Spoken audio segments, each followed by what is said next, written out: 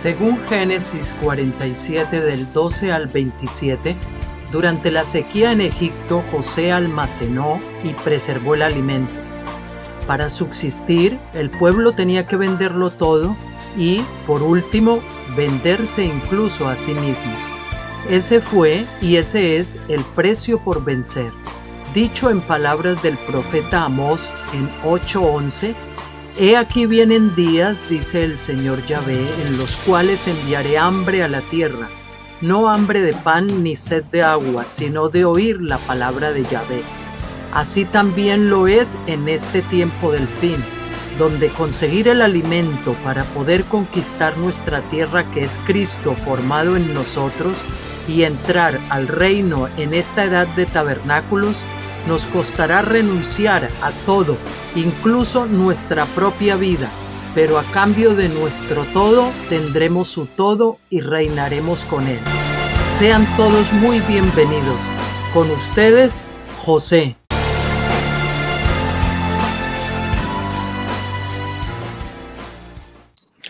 Hola de nuevo, pues como les dije, esta es la segunda parte del vídeo ese que hemos dividido en dos, y con esto terminaríamos, digamos, lo que son los preliminares y la introducción, y ya vamos a continuar con los capítulos propiamente del vídeo que pasan a la visión propiamente dicha. Así que les dejo con este segundo vídeo. Bendiciones. Bueno, vamos con la introducción. El buen camino que hay que andar. Así dijo Yahvé: paraos en vuestros caminos y mirad y preguntad por las sendas antiguas, cuál sea el buen camino, y andad por él, y hallaréis descanso para vuestras almas. Mas dijeron: no andaremos. Jeremías 6:16. Los que estén viendo esto, pues ven que paraos, mirad, preguntad, andad y hallaréis, están resaltadas en tonos más gruesos, y es porque es una secuencia que debemos seguir, ¿no? Notas. Cuando escribí esto por primera vez dudaba si poner o no la última parte del versículo, esa que dice: mas dijeron, no andaremos. Me doy cuenta ahora que prevaleció la presciencia del Señor, pues él sabía bien que el mensaje no iba a ser escuchado, y no lo ha sido en estos últimos 26 años, salvo en poquísimos casos aislados que yo sepa. Sin embargo, pienso que a partir del comienzo de Luga, probablemente las próximas fiestas de tabernáculo del 2022, ahora sí será recibido.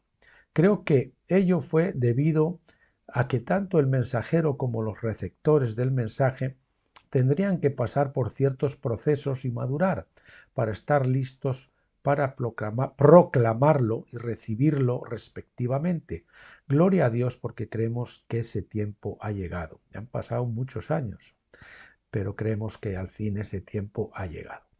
Los subrayados y el énfasis en las citas bíblicas son añadidos por mí. El espíritu de Finisterre no condena el pentecostalismo. Perdón.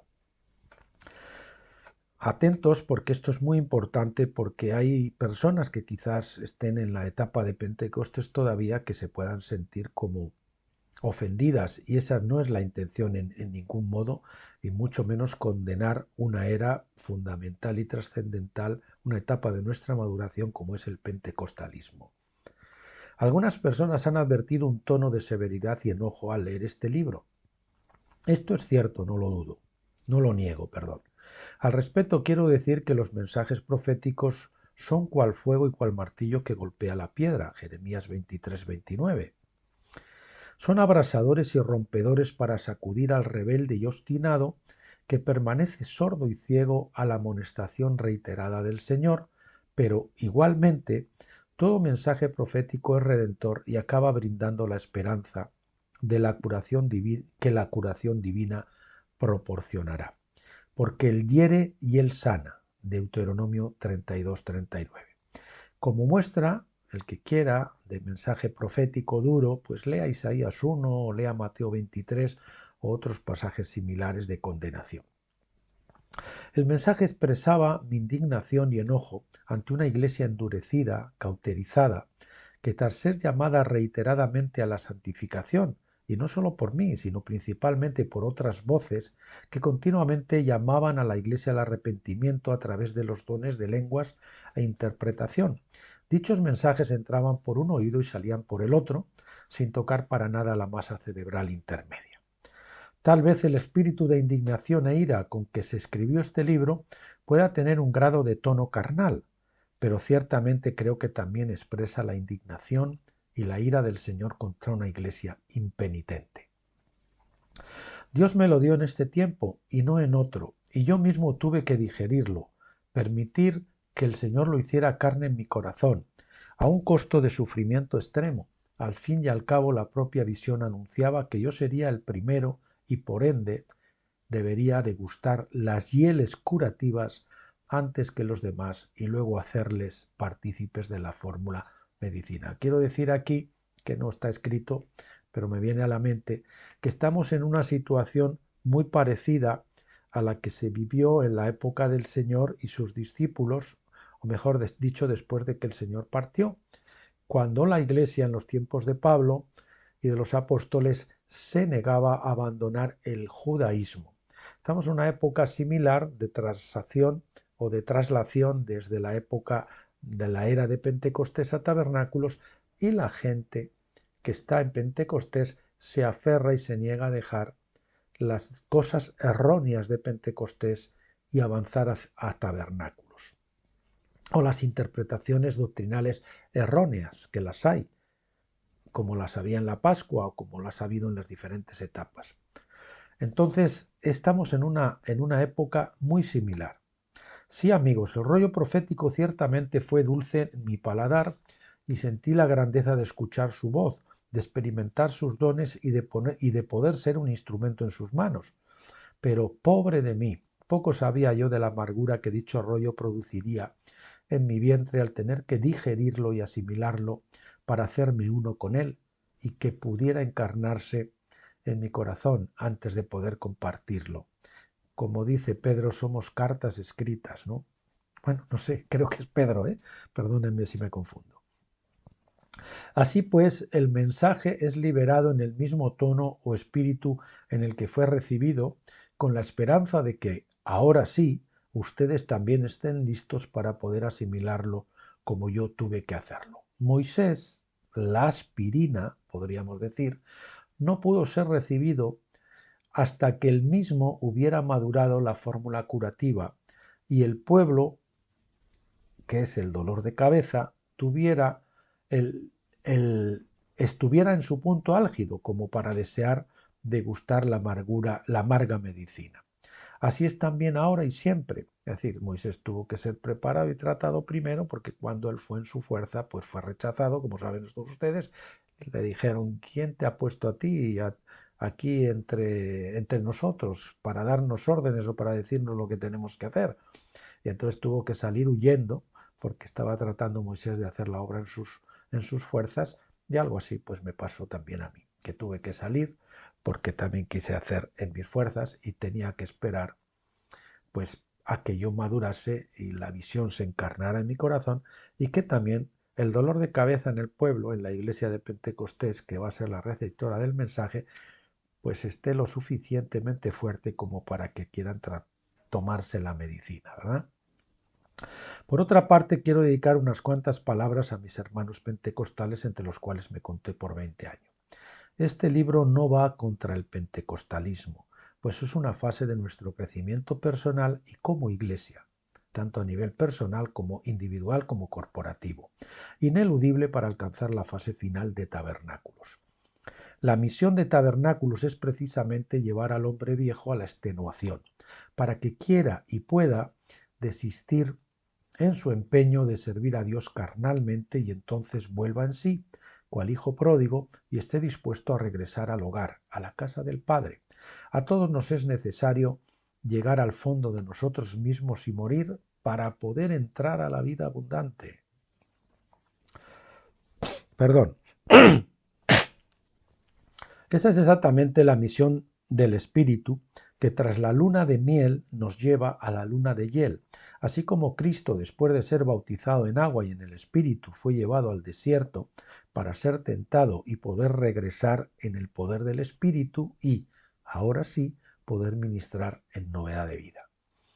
Amados hermanos pentecostales, permítanme volverles a repetir la frase de George Warnos. No se trata de regresar a Pentecostés, sino de avanzar a tabernáculos. Esa es exactamente la misión del Espíritu, que tras la luna de miel nos lleva a la luna de hiel. También Cristo, después de ser bautizado en agua, creo que esto está repetido. Lo borramos.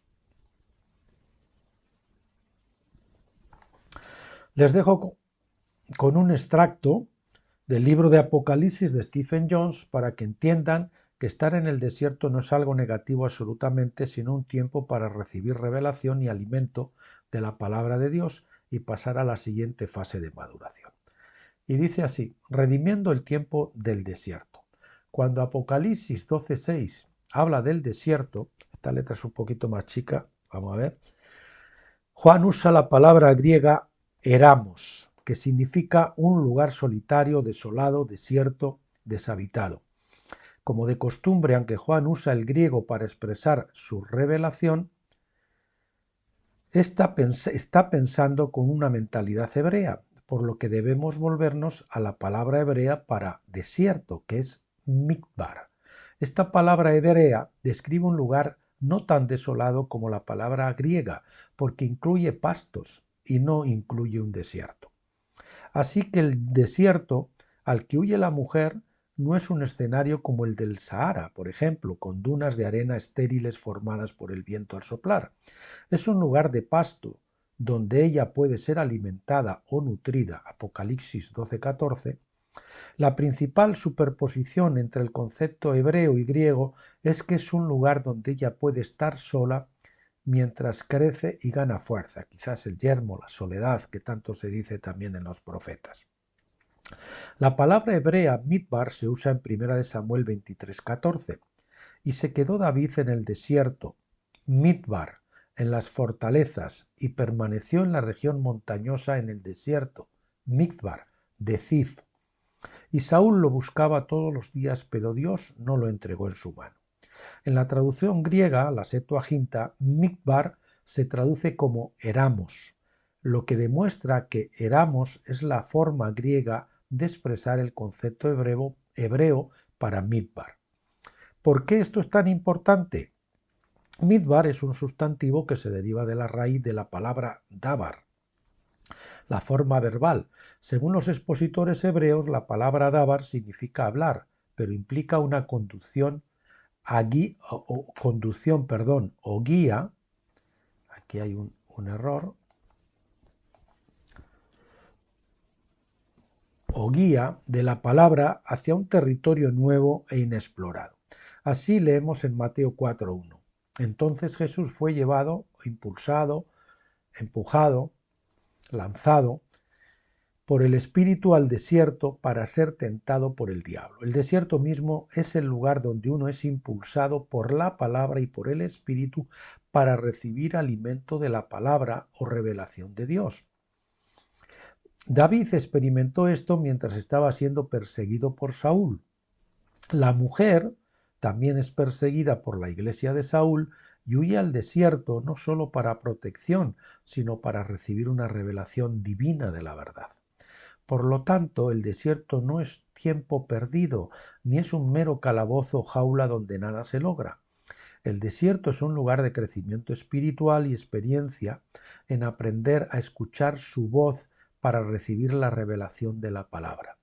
La mujer, en Apocalipsis 12, es perseguida por el dragón en las señales celestiales, pero en la tierra la realidad práctica es que la Iglesia romana persiguió a aquellos que reclamaban a Sara y no a Agar como su madre espiritual, es decir, la Nueva Jerusalén y no la vieja. Este es un paralelo directo a Saúl persiguiendo a David, porque Saúl fue coronado en Pentecostés y por tanto es un tipo de la iglesia corrupta en rebelión contra Dios. No obstante, Dios usa ese tiempo en el desierto para traer la revelación de la palabra mientras construye su nuevo templo, y este principio se aplica a cada persona que alguna vez ha sido conducida al desierto para recibir capacitación adicional. Este fue también el tema de mi libro El propósito del desierto, que si alguno lo quiere buscar, pues lo puede encontrar en nuestro blog Tabernáculos. Segundo, le recomendamos la lectura de Lamentaciones en Jeremías, porque si usted está a punto de cruzar la frontera de Pentecostés a Tabernáculos, está seguramente en una situación muy parecida a la que se relata en el libro de las Lamentaciones de Jeremías, el profeta llorón. Etiqueta, profeta llorón, pero que al mismo tiempo sufría un fuego dentro de él que no le permitía dejar al Señor y su palabra, ¿no? Etiqueta, también le recomendamos que revisen la etiqueta del blog Manantiales en el Desierto, una etiqueta que tenemos en el blog Tabernáculos, y otra etiqueta del blog que también habla de no hacer nada, de descansar.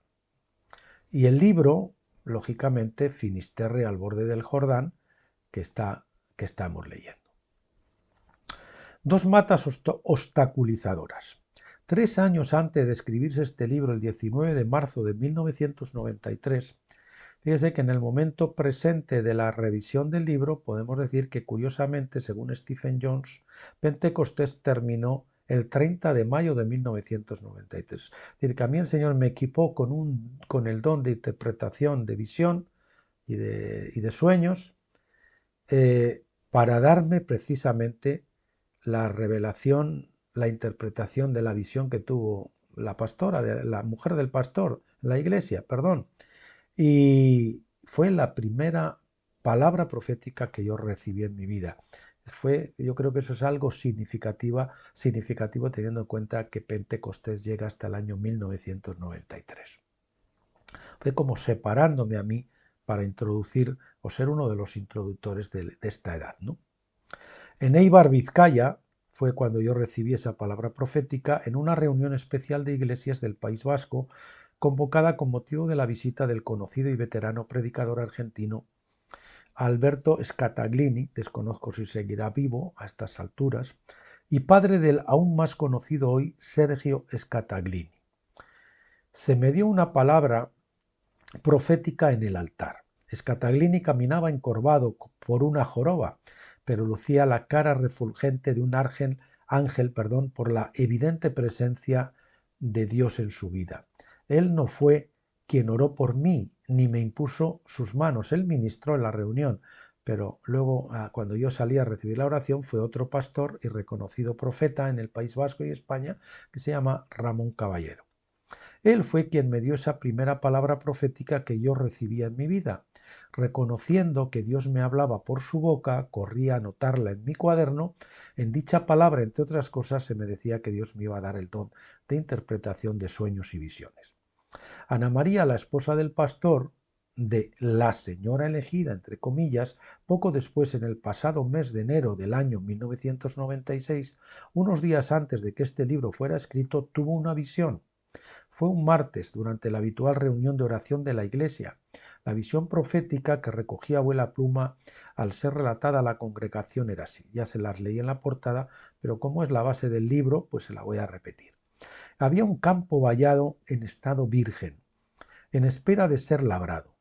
Fuera del campo todos los hermanos esperábamos para entrar, pero el acceso nos era impedido por 2 matas que obstruían la puerta a uno y otro lado. El Señor le mostró a Ana María Torre, esposa del pastor, a quien le fue dada la visión, que dichas matas eran la incredulidad y la murmuración. La visión concluía siendo uno de los hermanos quien escribe que estaba presente y fue identificado por ella el primero en aplastar las matas y entrar al campo, siguiéndole después todos los demás. Unos meses más tarde el Señor me abrió el entendimiento para darme la revelación de dicha visión que titulé Finisterre al borde del Jordán. La visión se constituiría en el llamado de mi vida y su fuego me ha consumido sin apagarse ya por unos 24 años, yo en estos momentos ya serán 26, en los que el Señor me ha tenido como profeta mudo, esperando que llegase su tiempo. Sin embargo, Se dieron varios vanos intentos de tratar de obrar por mí mismo al respecto en los primeros años tras recibirla, para mi desgracia, porque me llevó a severas reprensiones y finalmente a un duro castigo que al fin quebró mi rebeldía y obstinación.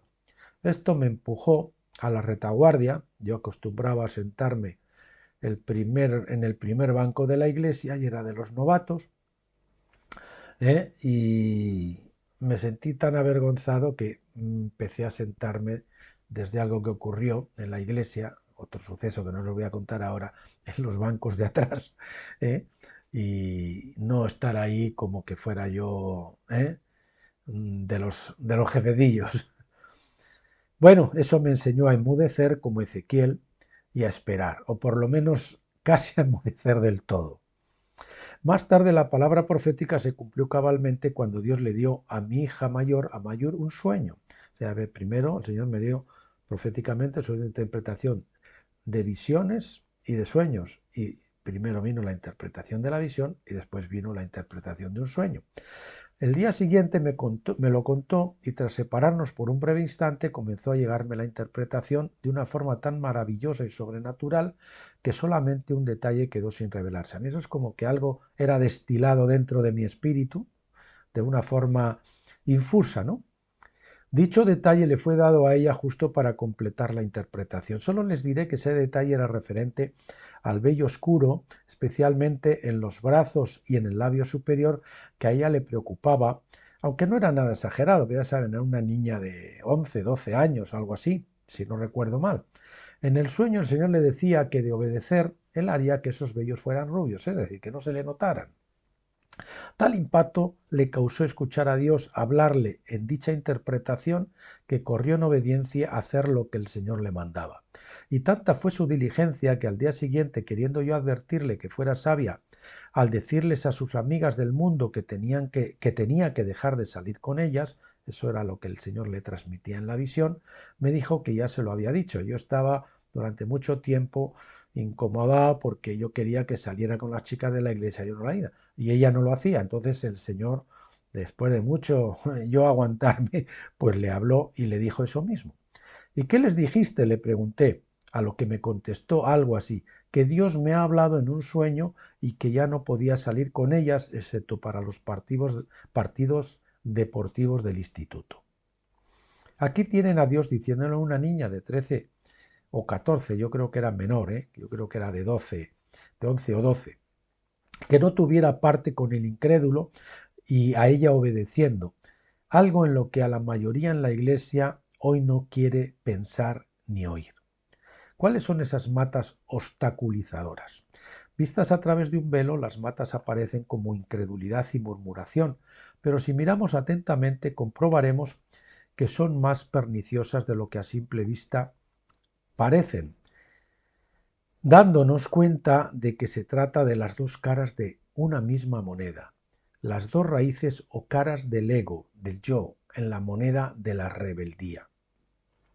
Creemos que de seguirse las instrucciones de la interpretación de esta visión, nuestra iglesia local podrá poner fin a los últimos años de esterilidad para iniciar una etapa que será, si Dios lo quiere, el año agradable para esta señora del norte. Los acontecimientos acaecidos y las desoídas profecías en estos años no han sido casuales.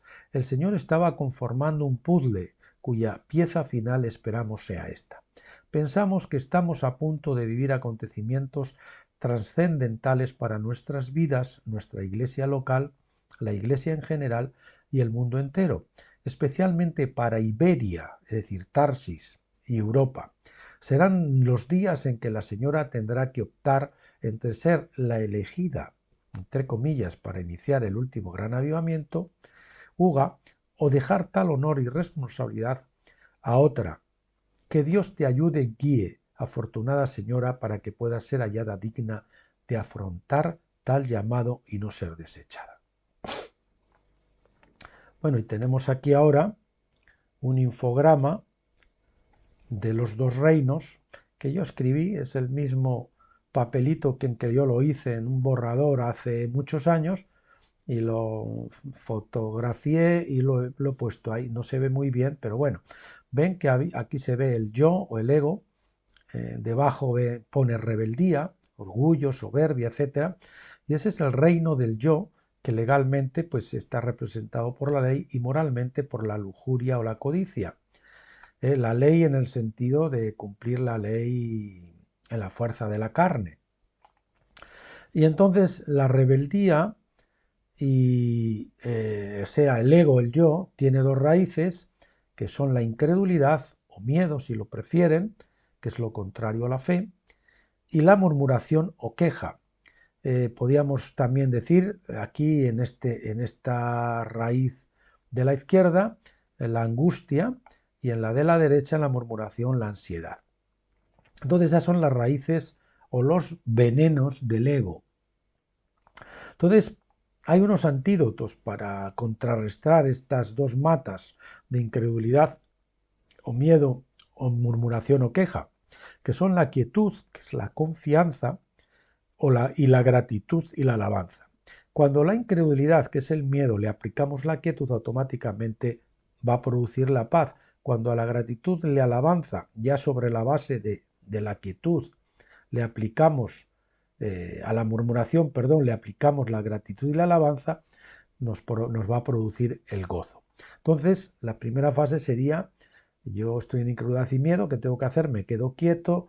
Eso, fe, abandono, rendición absoluta, dependencia total.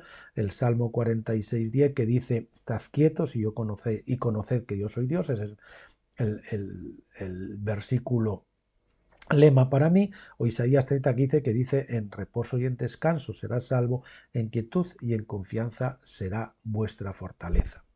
Aquí quiere decir no temer. Y la gratitud y la alabanza, que significa de alguna otra forma, interpretando el amor, la aceptación, el contentamiento, creo que lo expresa muy bien, que tenemos en 1 Tesalonicenses 5, 16, 18, donde se dice que estemos siempre gozosos.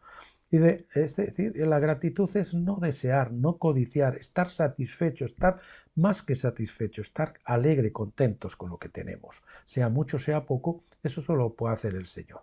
Pero la gratitud y la alabanza, les repito, solo funciona una vez que ha venido la rendición y miedo, ha venido la rendición y me he quedado quieto, porque es que si no es una gratitud y una alabanza que no fluye con libertad, que no es auténtica, que es falsificada. Entonces la verdadera gratitud viene cuando ya hemos experimentado no la paz con Dios, sino la paz de Dios aquí dentro en el corazón. Entonces, vemos que entonces el otro reino tiene dos raíces, que son la paz y el gozo, que vienen como consecuencia de quedarnos quietos y de estar agradecidos. Confianza y gratitud, decía Teresita de Lisieux. Esto es el amor, y ahí está Dios. Ahí al otro lado estaba el ego, en la raíz del ego, que era la rebeldía. Aquí el del amor es Dios, ¿no? Y en el reino del amor incondicional del Hijo, es el reino del amor, legalmente la gracia y moralmente la satisfacción, estar satisfecho. Y entonces eso nos lleva a tener la alegría del Padre, porque son las fases, niños, jóvenes y padres. Para llegar a esos padres tenemos que pasar por la época del niño, que es la Pascua, la época del joven, que es Pentecostés, y llegar a la época de la madurez, que es Tabernáculos. Y bien, vamos a terminar ya hoy con una oración, que es la que se hacía sobre el libro.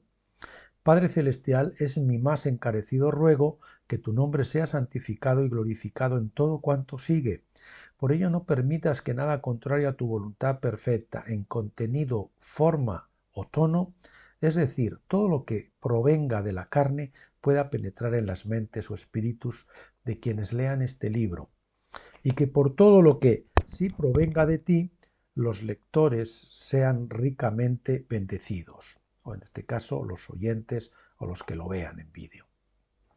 Consciente de que toda revelación, sabiduría, todo don perfecto son tuyos, por lo que de ellos hubiere recibe toda la gloria, pues en mí nada bueno hay ni puede haber, a no ser mi Salvador, santificador y Señor Jesucristo, en cuyo precioso nombre a ti me dirijo y te doy las gracias.